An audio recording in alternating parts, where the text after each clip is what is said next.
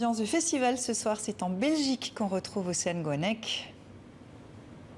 Et bienvenue aux Belgopholies de Spa, habituellement les Francopholies, mais cette année Covid oblige. C'est une programmation 100% belge qui est proposée jusqu'à dimanche avec 4 artistes qui s'enchaînent par jour le temps d'une soirée. Et exceptionnellement, le festival cette année se tient ici au centre culturel de la ville et pas en extérieur.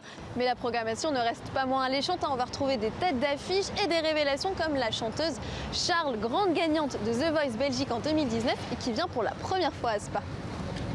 Là pour le moment je suis pas stressée, mais je sais que quand je vais monter je vais être stressée. Mais c'est du bon stress, tu vois, parce que ça fait tellement longtemps qu'on n'est pas monté sur scène que là on a trop hâte, quoi. J'ai trop hâte.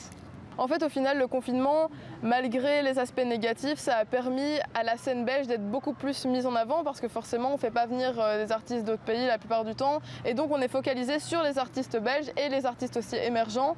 Donc ça c'était super intéressant pour moi en tout cas vu que je suis une artiste émergente.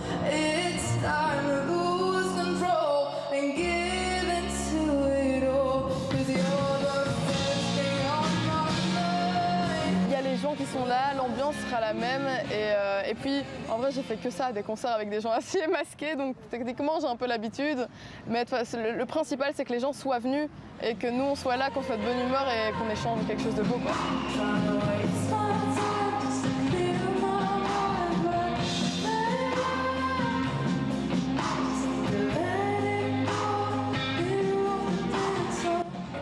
Et dans un festival, chaque minute est importante, même ce qui se passe entre les concerts. Ici, il y a 45 minutes de pause entre chaque représentation. C'est l'occasion pour le public d'aller sur la terrasse, boire un verre, pourquoi pas, avec une belle vue sur la ville de Spa. C'est le cas de Julie et Cédric. Bonjour Julie et Cédric. Bonjour.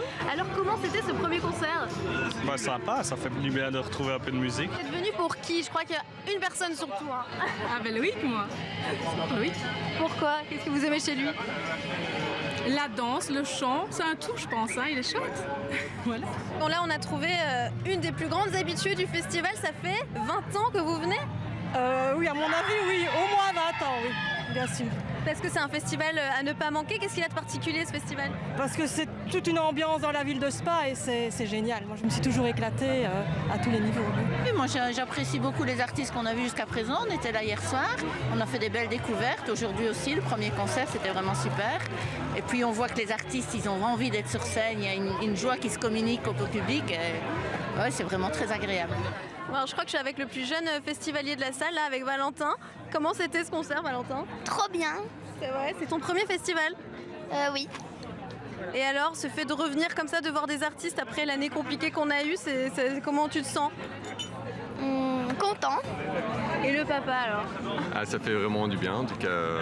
On est venu principalement pour Charles et Loïc Notet, mais une belle surprise sur le premier concert, c'était vraiment chouette. Bon, est-ce que tu vas faire beaucoup de bruit ce soir, Valentin? Oui. Tu me montres comment on fait du bruit?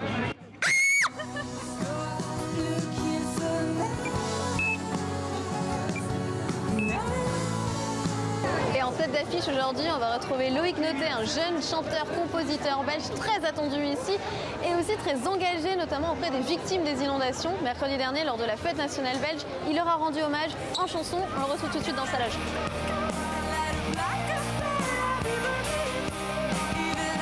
Je pense que c'est important que les francopholies, belgopholies cette année de Spa soient maintenues.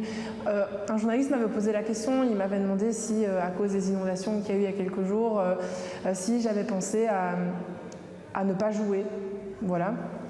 Et j'ai mis 2 secondes à réfléchir et puis je me suis dit en fait non, parce que je pense que c'est important qu'on joue pour montrer qu'il y a encore de l'espoir en fait, que la vie reprend, parce que si on reste juste sur des finalités négatives, on va tous se tirer une balle dans la tête, quoi. Au bout d'un moment, on a besoin de rêver, on a besoin de sentir que le rythme reprend, quoi.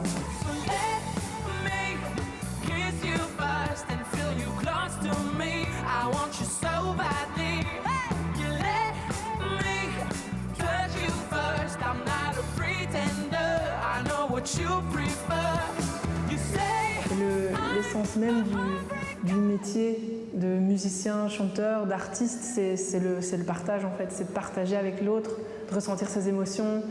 Moi personnellement, comme je compose beaucoup moi-même, j'ai besoin d'avoir ce retour des gens pour savoir à quelle mélodie ils sont plus réceptifs, auxquels ils le sont moins. Enfin voilà, et ça c'est vrai que quand on fait que des shows en streaming ou qu'on reste à la maison, on s'oblige, hein, bah on peut pas vraiment se rendre compte, quoi.